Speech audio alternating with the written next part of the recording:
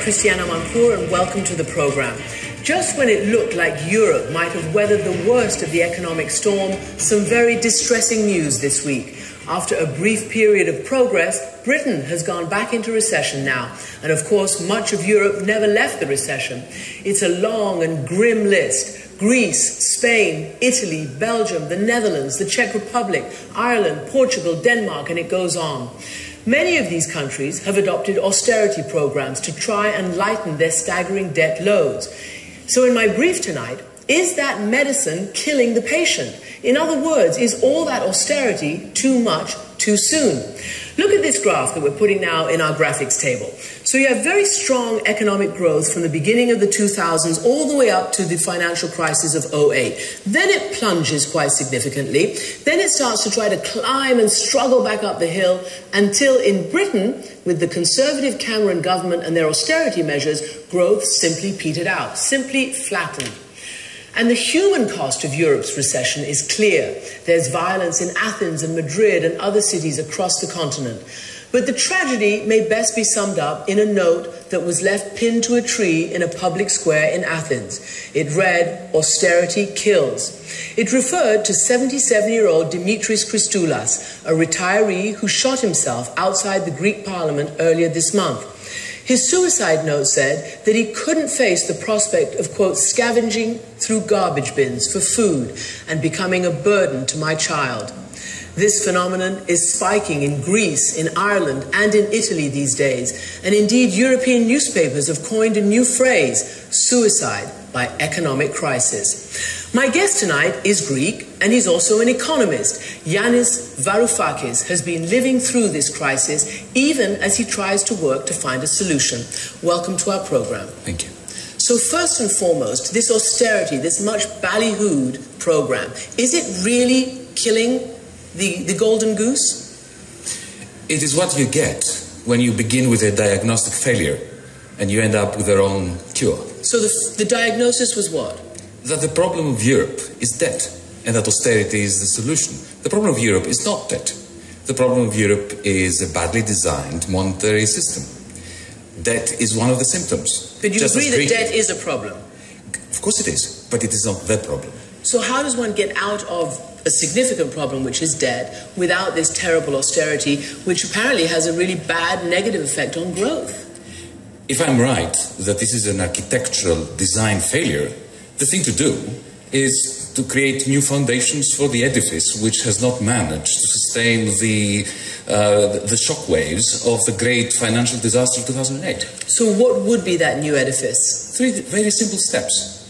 Europe needs to unify its banking sectors. It is preposterous that we have a French banking sector, a Greek banking sector when we are one currency. Imagine if in the United States in 2008, the state of New York had to salvage Wall Street and the state of Nevada had to salvage the banks of Nevada. Then both states, all states and all banks would have gone under. This is what we're doing. So that's one thing we need to do. So we need to unify the banking system. A part of the debt of each Eurozone member country has to be unified, and we need an investment policy throughout Europe. We talked about the human cost, and it truly is tragic. People simply falling off a cliff and being unable to meet what's being imposed on them right now. Unemployment across Europe is staggering. I mean, in Spain, with young people, apparently it's over 50%. More Spanish young people are out of work today than are working. And this is going to be a phenomenon, surely, that's going to confront all our leaders. What is the structural cure for that at a time when you need a structural cure for the whole economic system? Well, we must stop this continuous march off the cliff of competitive austerity, which sequentially throws one country after the next into the abyss. And the way to do that is to understand that what Europe needs is a New Deal. What Roosevelt did in 1932, we need in Europe now. And that does not mean a kind of Keynesian spending spree. It means mobilizing idle savings and putting them into productive investments. And that can be done. We have the institutions in Europe to do it. We have the European Investment Bank, which is at least twice the size of the World Bank. We can put it to work. We need to use the institutions that we have rationally to manage the systemic crisis systematically and to stop treating this as a debt crisis alone, ignoring the systemic nature of it. Well, certainly France and Germany, certainly under Sarkozy and Angela Merkel, have been talking about the debt aspect of this. And now look at The Economist today, talking about François Hollande, who might become the next president of France, saying the rather dangerous Monsieur Hollande. He's been talking about a whole renegotiation, hasn't he? I think that The Economist is meaning this in a nice way. We need some dangerous ideas, in inverted commas dangerous, in order to shake us out of this complacency. What could he do? What could his programs do? Is it sort of end austerity and have more stimulus and try to spark more growth? I think that the idea is not to tax and spend. We don't need to do that in Europe. Europe is rich enough, and we have the institutions to mobilize savings as investments. The problem is we have idle savings in Europe, and we cannot mobilize these savings simply by cutting, because when you cut, you create an environment of pessimism, and therefore nobody wants to invest. So right now, you're talking about pessimism and actually quite a lot of concern, certainly in the British government. They've seen this phenomenon that we're talking about not work, and they're quite worried. So do you think now leaders will start re-examining their focus on austerity?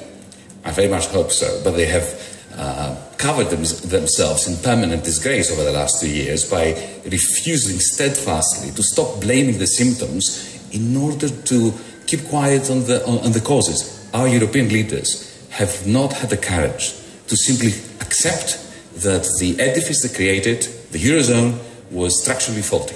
Tell me about the Greek relationship with Germany. Obviously, Angela Merkel has been the one really pushing this idea of no more debt, or at least manageable debt and austerity. The Greeks don't like this. They remember occupation during the Second World War. They remember the real hardships. What is happening now between Greece and Germany on this issue? I very much fear we have a repeat of the 1930s. If you recall, in 1929, we had the Wall Street collapse. Soon after that, the common currency of the era, which was the gold standard, went. And the next thing that happened was everybody started turning against everybody else. Similarly, in Europe now, the common currency is fragmenting, and the Greeks are turning against the Germans against the Greeks. Soon, the Germans will turn against the Germans, and the Greeks against the Greeks. So this is the postmodern 1930s, which is a result of a spectacular political failure. You know, we didn't have to have this economic crisis in the last 2 years in Europe. This is a political crisis. It's a failure of political coordination, of a rational management of what is a manageable problem. When you mention the 1930s, obviously everybody gets really scared. Nationalism and the worst kind of fascism. Do you see that possibility? I see it everywhere I look. In Holland, in Denmark, in my own country, neo-Nazis are going to be in parliament for the first time. We had neo-fascists. Now we're going to have neo-Nazis as well, from what the opinion polls are telling us. It is happening because when there is a political vacuum and a political failure, and the result is that people are just lose hope. This is the worst thing. Sacrifice is not a bad thing to tighten your belt. But when people are experiencing sacrifices which they cannot conceptualize, they cannot see as an investment in a better future, then xenophobes, anti-Semites, neo-Nazis are the only ones who win out of that situation. It's a very ugly picture. What about the relative strength of the United States? Is the United States rising, falling? What is the issue here that faces the US with the European economy? In my estimation, the United States is clinging on through the actions of the Fed. The United States is managing to maintain some poise and to keep preventing, for the time being, the double dip. China is a very big question mark. China is doing its best, given its own constraints. Europe is the sick man of the global economy. We've managed in the past to drag down with us the rest of the world. We can do it again. Yanis Varoufakis, thank you very much indeed for joining me. Left a meeting a few blocks up the road, and I entered the parking garage, and we had just parked and gotten out of the car.